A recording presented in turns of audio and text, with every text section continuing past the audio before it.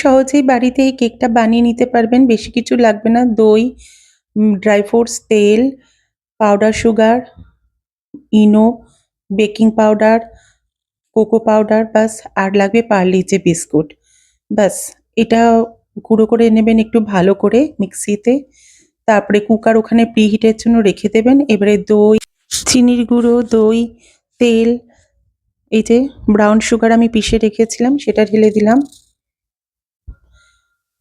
ভালো করে ব্লেন্ডারে মিক্স করে নেবেন। তারপরে এর সাথে মিলিয়ে দেব তেল। তেলটা আমি ৫ চামচের মতন নিয়েছিলাম। দরকার পড়লে আরেকটু আপনি মিশিয়ে দিতে পারেন, তাতে কোনো ক্ষতি নেই। এখানে পারফেক্ট পরিমাণের কোনো প্রয়োজন নেই।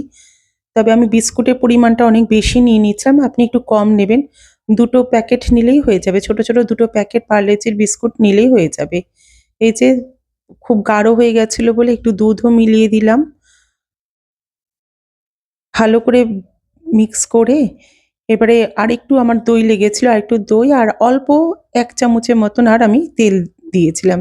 দিয়ে ভালো করে মিশিয়ে টিনটাকে গ্রিস করে রেখে দিলাম। আর এবারে লাস্টে আমি মিলিয়ে দেব এর সাথে ইনোটা।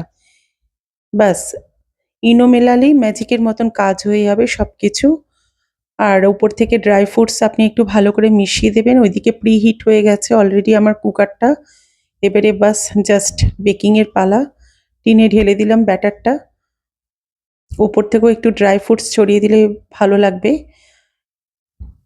আর এই কেকটা তৈরি হতে প্রায় ১৫ থেকে ২০ মিনিট ধিমে আঁচে, স্লো আঁচে মানে বানাবেন। তাহলে খুব ভালো মতন হয়ে যাবে। আর খেয়ে আপনারা বুঝতেও পারবেন না যে এটা বিস্কুট দিয়ে বানানো কোনো কেক। এই দেখুন কি দারুণ হয়েছে।